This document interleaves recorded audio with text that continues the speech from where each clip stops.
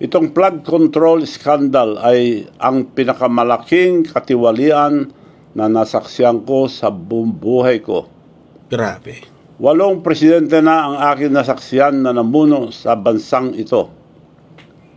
At ngayon lang ako nakakita ng pinakamalaking sabwatan at sistematikong pagnanakaw ng kaban ng bayan. Tandaan natin, ang pera ang ating bayan ay hindi basta-bastang nailalabas. May proseso yan. At sa dulo ng proseso, isang tao lang ang may hawak ng desisyon. Correct. Ang Presidente ng Republika ng Pilipinas. Aray ko! Bakit hindi imbestigahan ang ICI or ang Independent Commission on for Infrastructure ang Ilocos Norte na probinsya mo? Ala, patay tayo dyan. Alam niyo ba na karamihan ng mga flood control project doon ay napunta sa mga Diskaya? Halos 2.7 billion ang halaga. Okay, magandang umaga po sa inyong lahat. Nag-trending itong video ni Bongbong Marcos dito sa ASEAN 2025. Noong rumampa itong si Bongbong Marcos na parang patungkol po ito sa chairmanship, no, ng ibang bansa, no. Embarrass na embarrass itong si Bongbong Marcos kasi ang lumabas po sa projector screen o dito sa LED wall ay mukha po ni former President Duterte together with the world leaders. Ang tanong, bakit hindi ang mukha ni Bongbong Marcos ang nakalagay dyan? Mamaya ipapakita ko yung video na yan, ha? Kasi itong mga loyalista dahil sa trending na balita na ito, sinabi nila itong fake news. Binalikan ko itong mga videos, lahat ng mga kinalkal kong videos. Ito maigsi lang ito, ha, because we are just getting the portion of the video. Kasi ito lang yung importante. Marami po ang nagtataka, bakit mukha po ni FPRRD together with the world leaders ang ipinakita. Di ba? Mamaya, i-explain natin yan. Pangalawa nating pag-usapan ay panoorin natin ang full video na nagtitrending ngayon. Na meron na namang video na inilabas itong si Chavit Singson. May ibinulgar, may ibinuking itong si Chavit Singson patungkol po dito sa Marcos administration. Okay? So, yun po ang ating pag-uusapan ngayon, guys. Grabe itong ating panoorin ngayon. Pero bago ang lahat, help me po muna na i-like at saka i-share itong video na ito para, guys, kakalat ito sa taong bayan. Okay? Sabay-sabay muna tayong mag-like and share sa Donmar TV. Itong video na ito, like and share. 1, 2, 3, go! Okay, naka-like and share na ba lahat? And also, guys, sa mga bago pa lang dito sa aking channel, mag-subscribe na po kayo para lagi kayong updated sa ating mga balita. And at the same time, yung mga cellphone ninyo, ma-notify yan kung meron tayong breaking news, bagong uploads, o kung nagla-live ang ating channel. Ma-notify kayo lahat dyan. Kaya mahalaga po na mag-subscribe tayo sa Donmar TV. 1, 2, 3, go! Ayan, nakasubscribe na ba lahat? Okay, panoorin po natin kaagad itong video na nagtitrending. Malaki po ang palaisipan. Bakit ang nilagay ng mga taga-ASEAN organizers ang picture pa talaga ni former President Duterte? Okay, ito yung video, ha. Kasi tinanggal ko po ang audio background nito para hindi tayo makopyright. Kasi di natin alam baka makopyright tayo. So, ang pakikinggan nyo na lang yung voice over ng event. Okay? While rumarampa itong si Bongbong Marcos papunta sa entablado together with another world leaders, ang mukha po ni Tatay Digong ang lumabas. Ito, panoorin po natin ng buong buo. ASEAN stage for the handing over of the ASEAN chairmanship. Ayan si Bongbong Marcos ha, siya yung lumapit doon sa entablado. Tingnan nyo ang projector. Tingnan nyo, I'm not so sure kung sino ang kasama ni Tatay Digong na leader rin dyan ha. Turnover raw, yan, di umano. Yan, tingnan nyo. Another picture of Tatay Digong. Kung ikaw ba naman presidente ng Pilipinas, eto yung mortal mong kaaway doon sa politika sa Pilipinas, heto yung ipinakita. Bakit ba ang organizer nitong ASEAN, Duterte ang ipinakita? That only shows or symbolizes one thing. They respect former President Duterte. Kasi si Duterte ang ipinakita sa video screen. Bakit hindi si Bongbong Marcos ang ipinakita? Bakit hindi yung mga iba't ibang presidente ng Pilipinas? Bakit si Duterte talaga ang ipinakita? That's one way of saying na they don't respect Bongbong Marcos in a silent way, in a diplomatic way.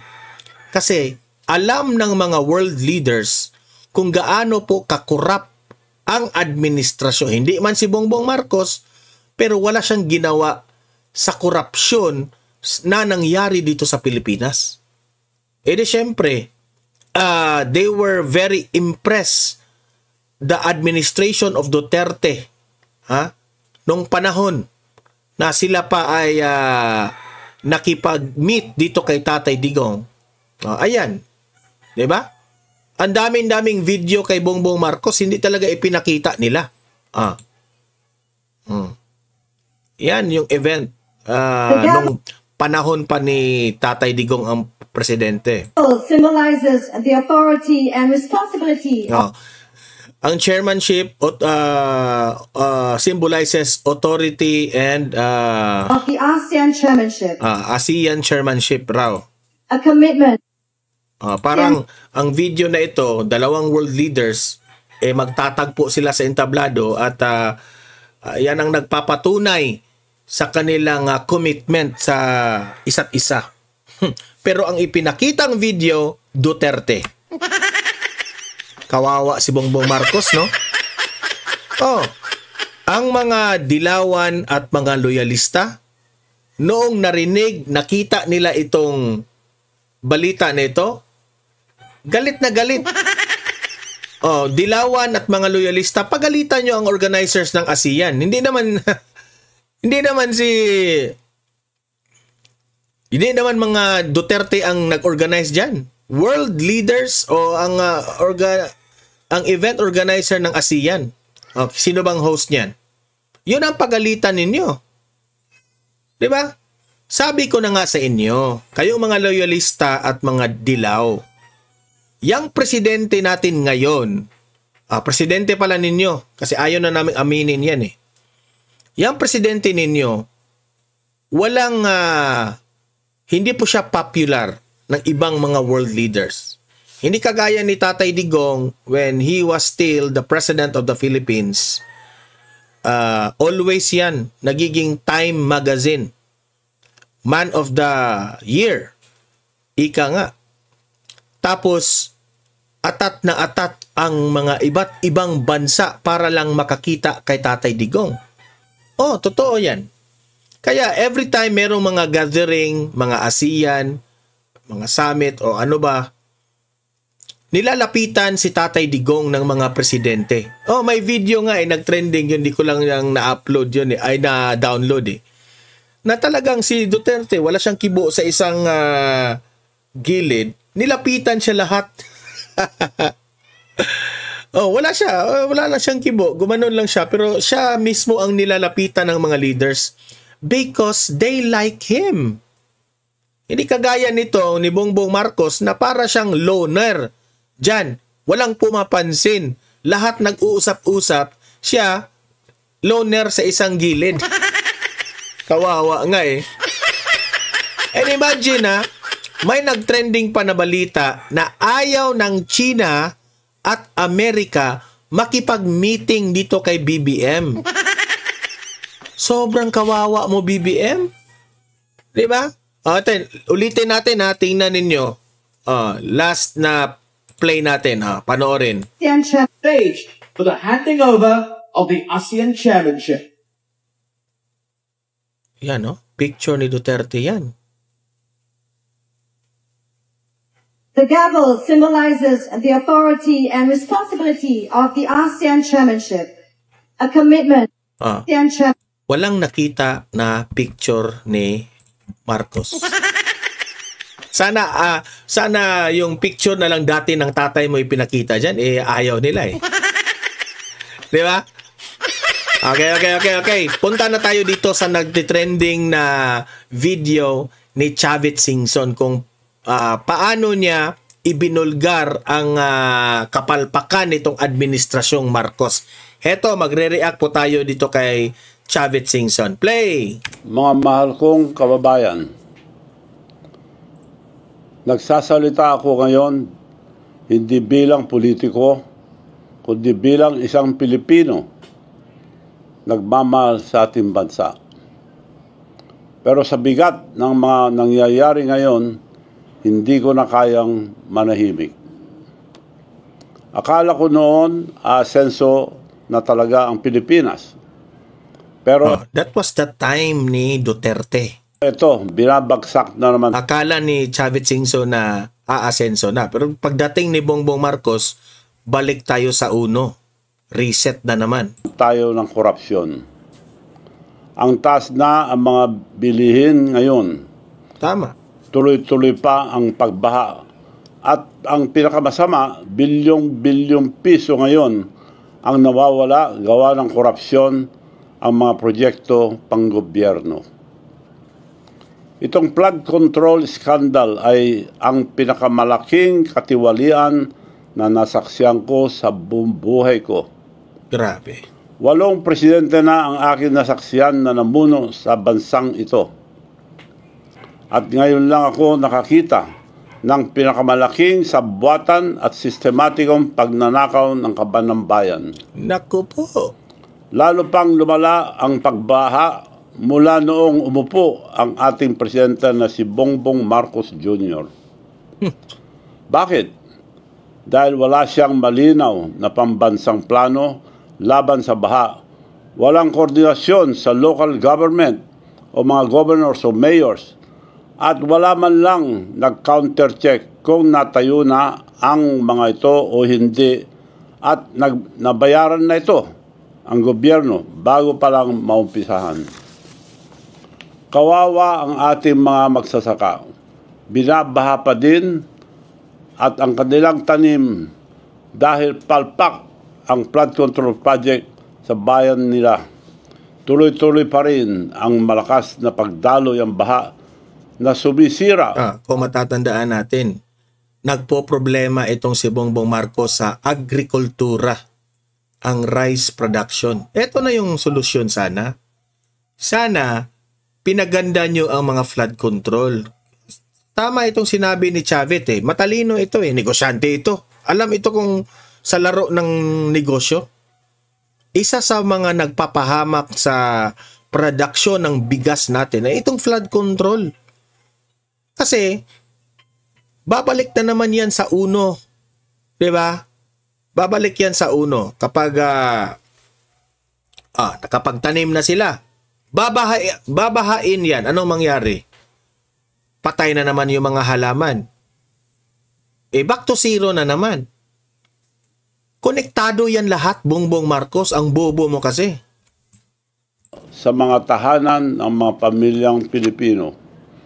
Buong bansa natin ay nagdurusa, lalo na ang mga mahihirap. Ang administrasyon nito ay gumastos halos 500 bilyong piso para sa flood control lamang. Sabi nila may 9,800 flood control projects.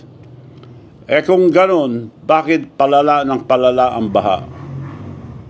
Tandaan natin, ang pera, ang ating bayan ay hindi basta-bastang nailalabas. May proseso yan. At sa dulo ng proseso, isang tao lang ang may hawak ng desisyon. Correct. Ang presidente ng Republika ng Pilipinas. Aray ko! Grabe. Bongbong Marcos, makinig ka. Bago pa man makarating sa Kongreso ang budget, ang Pangulo muna ang nag-aproba ang lahat.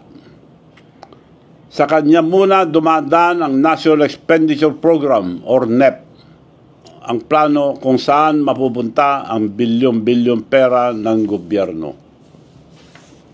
Pagkatapos ng NEP, ang Department of Budget and Management or DBM at ang Department of Public Works and Highways or DPWH ang naglalabas at nagpapatupad ang mga proyekto ito. Itong mga departamentong ito ay reporting direkto sa opisina ng Presidente. Hindi sila kumilos ang sarili lang. Sumusunod sila sa direksyon ng Pangulo. Kaya nung naglagay ang Kongreso at Senado ang 450 billion para sa public work at 29 billion lang ang binawas ni Marcos Jr. Ibig sabihin, inapurbahan pa rin niya ang 421 billion kasama ang sarili niyang pinsan na si Speaker Martin Romualdez. Lahat ng mga malaking proyekto ng gobyerno, bawat flood control project, lahat yan dumaan sa opisina niya. Pero anong ginawa? Inaprubahan pa rin ang korupsyon na mga insertion. Siya ang nag-aproba ang bawat pondo at siya ang pumipirma taon-taon sa General Appropriation Act or ang GAA. Tama. Na batas ang pondo ng bayan. Kaya alam niya lahat ito. Nagulat ako nung sinabi niya sa SONA, mahiya naman kayo. O, bakit kayo? Tama. Mahiya naman kayo. Bakit kayo? Ikaw ang mahiya. Di ba? Mahiya-hiya ka naman, Marcos. Ikaw nag-approve niyan. Diyan niyang nilaglag ang mga kasama niya. Dapat siya ang mahiya. Nilaglag niya ang mga engineers at contractors para huwag nang umabot sa kanya. Sino ba ang may responsibilidad sa bansang ito? Hindi ba kayo, Mr. President? Ikaw ang may hawak ng kapangyarihan at ikaw ang pinakatiwalaan ng sambayanang Pilipino. Correct. Pero ngayon, pinasok na ng kakorupsyon halos lahat ng ahensya ng gobyerno sa ilalim ng inyong pamumuno. At dahil sa pagkukulang mo, nilaglag mo lahat ang ginamit mong para mailigtas lang ang sarili mo. Ang tawag dyan ay isang mahinang leader. May tanong ako, bakit hindi imbestigahan ang ICI or ang Independent Commission for Infrastructure ang Ilocos Norte na probinsya mo? Ala, patay tayo dyan. Alam niyo ba na karamihan ng mga flood control project doon ay napunta sa mga Diskaya? Halos 2.7 billion ang halaga. Ang balita ko ay may mga proyekto pang binabayaran muna bago pa matapos. Maliban pa sa mga uncompleted or mga ghost project. Hindi lang yon, mas marami pang flood control project na napunta sa paborito nilang contractor na si Mayor Arcid ng Lawag City. Mahigit 4 na bilyon ang binuhos ng pondo sa kanya. Ang kandidato mismo. Yan ang ibig kong sabihin. Hindi po makagalaw ang ICI kapag patungo na ni Martin, ni Zalde at ni Marcos ang usapan. Hanggang kalaban lang ng administrasyon sila. Pero kapag matadtad ang Marcos, Zalde at Martin, hindi na makapagalaw ang ICI. Nagiging useless na kayo. Ng Pangulo at paboritong kontraktor nila mula nung konsel pa lang si Mayor. Bakit hindi ito iniimbestigahan? Kung nagagawa niya yan sa sarili niyang probinsya, paano pa kaya sa buong bansa? Kaya hinahamon kita, Mr. President, kung talagang tapat ka, unahin mong patunayan sa sarili mo ang probinsya mo. ipakita mo muna ang iyong kredibilidad bago mo ipasa ang sisi sa iba. Correct. Inanyayan ko ang mga kabataan, ang mga religious group na pumunta sa Ilocos Norte at samahan ng ICI sa pag-imbestiga sa mga flood control project doon. Magsama kayo ng media para hindi may tago ang mga pag-imbestiga ng ICI. Tingnan niyo po kung paano nila ako patataymikin. Ibabaliktad nila ang kwento. Gamit nito, walang basehan na plunder case laban sa akin. Pilit nila akong sinisiraan.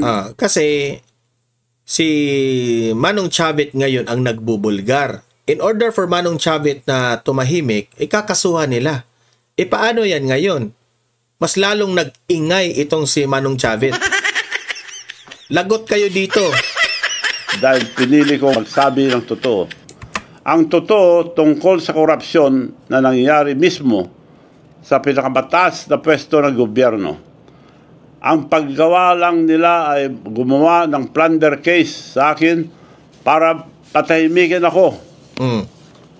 Ang nagsampa ng kasong plunder laban sa akin, si Atty. Tilly Cordero, isang abogadong suspendido ng Korte Suprema ng 6 na buwan dahil sa paglabag sa Code of Professional Responsibility ang mga abogado. Pumunta po siya mismo sa aking bahay upang humingi ng pera at binibentahan niya ako ng, ang sabi niya, hotel and resort, 20 million lang, Mayor. Mura yun. Hotel resort. Kako, sa loob-loob ko, mura nga. So, pumayag ako, pumunta kami. Nung nandun po kami, nakita ko po na maliit na bahay, 2 kwarto na maliliit. Pagbukas mo, makita mo na ng kama. At napakaliit na bahay, napalaki lang dahil ito sa picture, makita nyo, ang likod ng bahay niya, nag-encroach pa sa river canal para lumaki lang yung bahay na binibenta sa akin. Ang liit, 20 million daw. Di ba pangluloko yan? Ganong klase itong babae ito. Pero ngayon, mukhang may nagpupundo na sa kanya na flood control para lang sirain ako. Pinsan siya ng mayor na tinalo ko sa bayan ko sa Narbacan, si former Mayor Edgar Zaragoza, na siya ang pinaka-corrupt na mayor ng Ilocos Sur. Di ba kung i-analyze mo, lahat ng mga pinagsasabi ditong si Chavit, Manong Chavit ay politika, galawang politika lahat. Sa pamumuno ng pamilya nila ng 33 years, halos walang nangyari, walang bagong building, bagong palengke, or bagong municipal hall. Mga ghost project lang. Ang pinakamasamang ginawa niya ang mga mag-imbento ng mga ghost farmers. Ang populasyon po, ang bayan ng Narbacan ay 44,000 lang. Ngunit sa isang maliit na barangay, nag-register po siya ng halos 65,000 ghost farmers, kung saan 80 farmers lang ang nakarehistro. Yan ang kaso ang dapat atupagin ang ombudsman. 10 years ago, ko pa yan isinampa at marami pa, pero hindi pa rin iniimbestigahan. Bakit itong fabricated case laban sa akin ay tinanggap agad? Ganyan sila. Kasi, kumukontra ka sa administrasyon. Tinanggap ka agad ng ombudsman. Ang daming mga importanteng dapat pagtuunan ng pansin ng administrasyong ito, pero hindi pinapansin yung mga totoong problema ng bansa. Pero yung mga kalaban, para yung mga nagbubulgar, yung mga nagbubuking sa kabalastugan nitong administrasyon na ito, yun ang inuuna nilang kasuhan. Tingnan nyo gaano kagarapal itong administrasyong ito. Patahimikin ang mga nagsasabi ng totoo at protektahan ang mga magdanakaw. Kung may mangyari sa akin, Ikulong man nila ako or patayin. Alam nyo na. Gusto nila akong patayin. Buti na lang sinabi mo yan na Manong Chavit para alam na ng taong bayan. Pero okay lang sa akin. Dahil nakapaglingkod na ako sa ating bansa at nasabi ko na ang mga katiwalian ang administrasyong ito. Ulitin ko po, payag akong magpakulong kung totoo ang kasalanan ko, na may kasalanan ako. Ako po ay isang tao na may isang salita.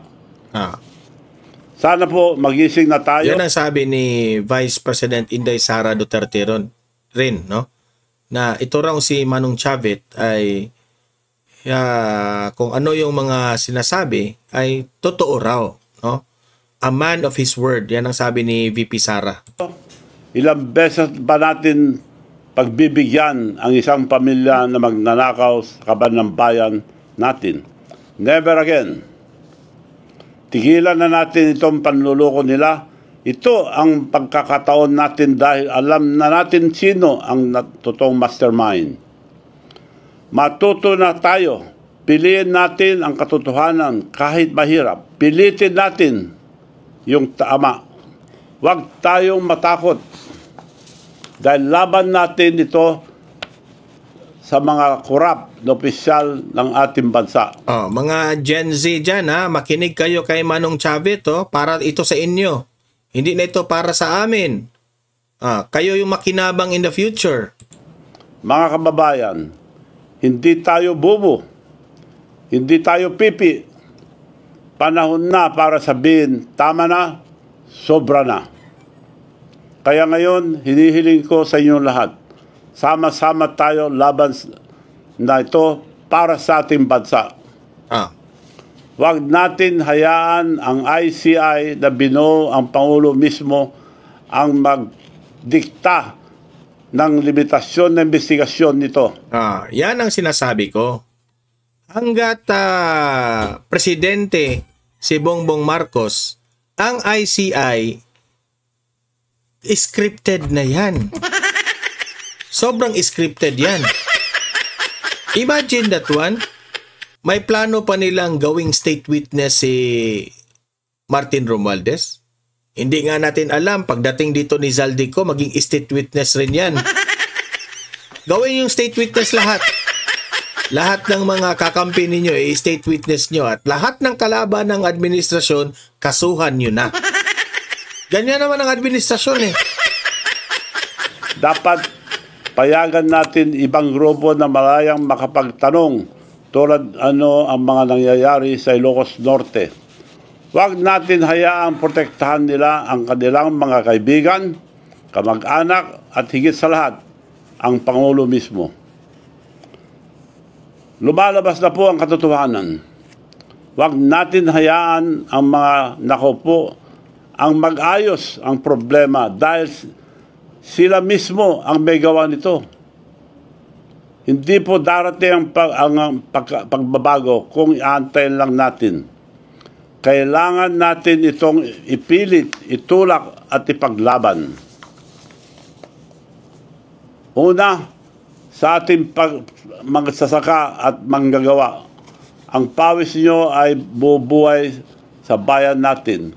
Kaya maningil kayo ng hustisya.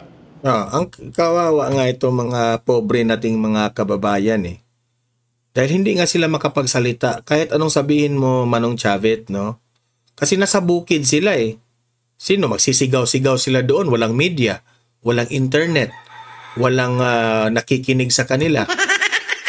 Kawawa sila, di ba? At sa korupsyon na ginagawa ngayon ng administrasyon, sila yung pinakaunang naaapektuhan. Tapos sila pa yung walang boses. Buti kung nandoon tayo sa Maynila. Kahit nga sa mga probinsya, hirap nga Di ba? How much more doon sa bukid? Wala silang pwedeng maisigaw dito, doon. Walang internet.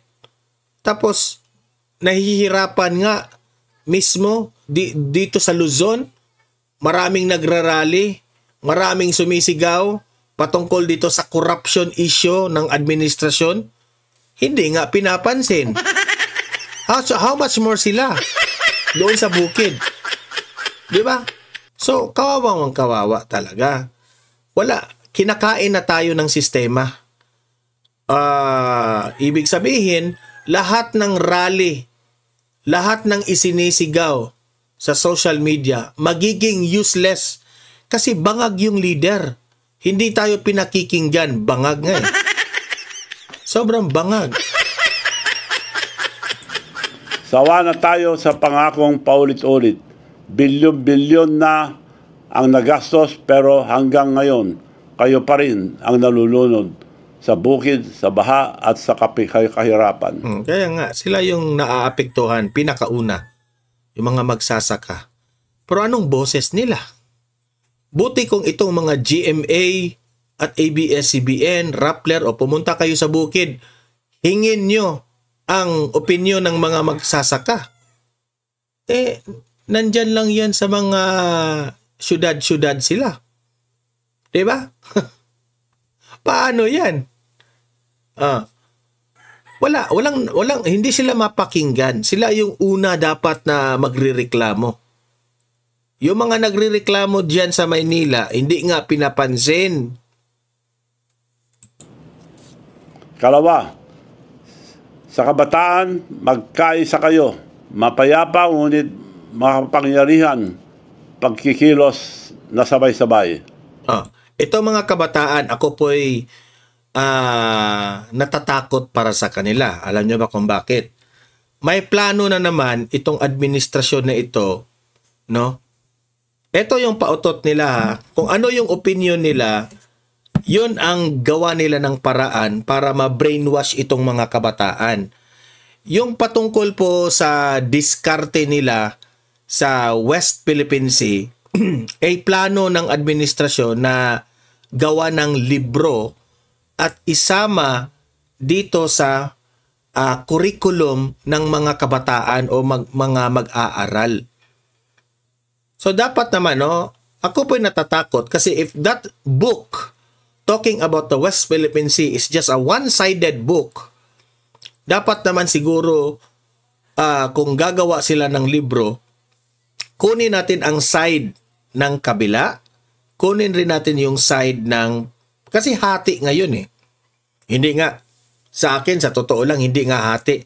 May mas marami pang gusto nila yung diskarte ng panahon po ng former President Duterte. Yes, maraming mga tutol rin kay former President Duterte sa diskarte niya sa West Philippine Sea.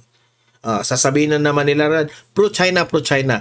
Sana naman itong libro na isasama nila sa curriculum dito sa mga kabataan ay dalawang side ang kukunin.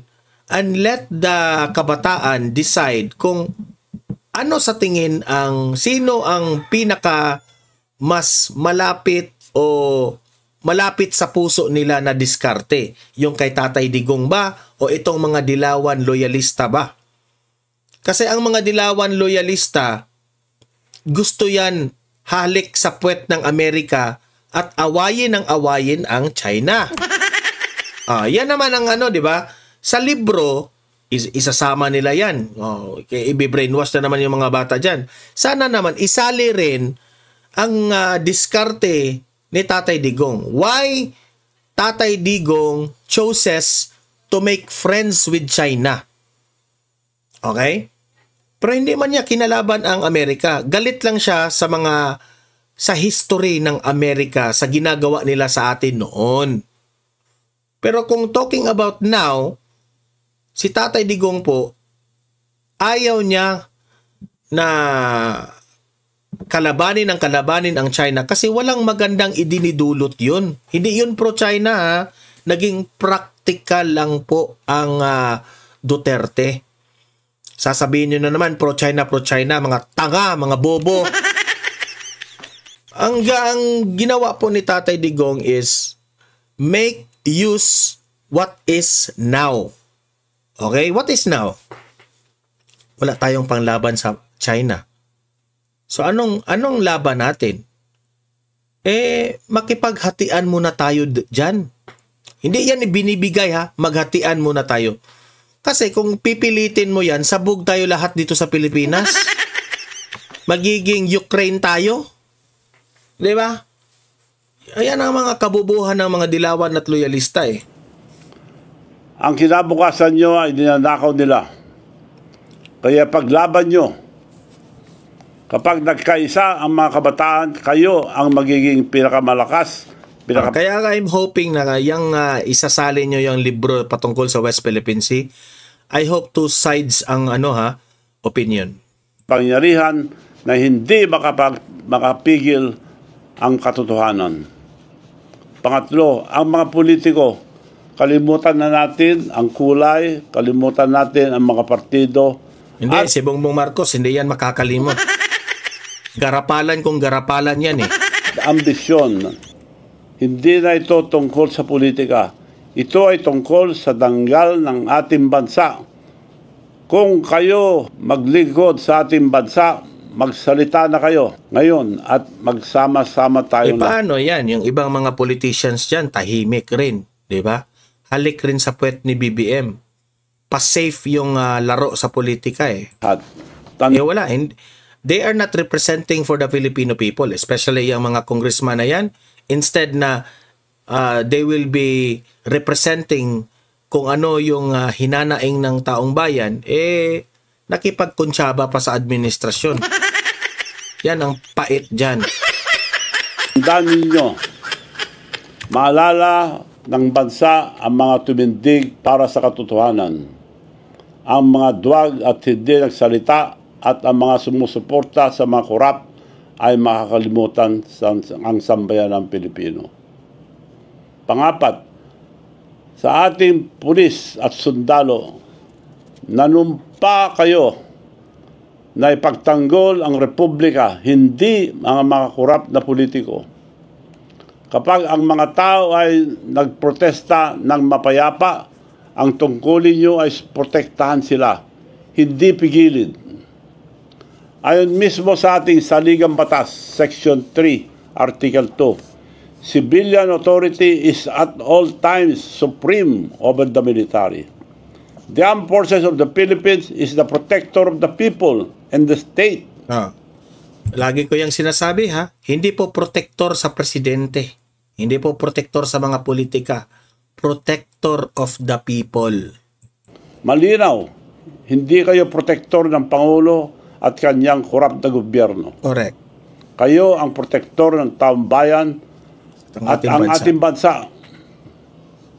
At panghuli, sa sambayan ng Pilipino, magising na po tayo. Gising na po lahat, sir. Loyalista na lang ang at dilawan ang mga nabudol. Hindi pala, ang loyalista nabudol. Ang mga dilawan kinain ang sinuka. Yun ang katotohanan. At lahat dyan, gising na. Huwag na nating hayang ilibing muli ang katotohanan. Sawa na tayo sa kasinungalingan, sawa na tayo sa pangurakot, humingi tayo ng pananagutan. Imbestigahan ang Ilocos Norte, imbestigahan ang bawat proyekto, bawat pangalan, walang exempted, walang kamag-anak, walang kaibigan, walang kroni, ilantad ang bawat ghost project, bawat perang ninakaw sa kinabukasan ng ating mga anak. Kung ang isang leader ay hindi kayang akuin ang kasalanan ng kanyang gobyerno, mas mabuti pang magbitaw siya kaysa ipagpatuloy ang panglilinlang sa bayan. Tama. Huwag niya na sanang antayin magalit pa ang tao, baka mas masama pa ang mangyayari sa kanya kaysa tatay niya na pinatalsik ang buong bansa. Correct. Kaya tumindig tayo, magsalita tayo, kumilos tayo ngayon bago pa maubos ang kaba ng bayan. Gawin natin actually, ubos na ubos na ka.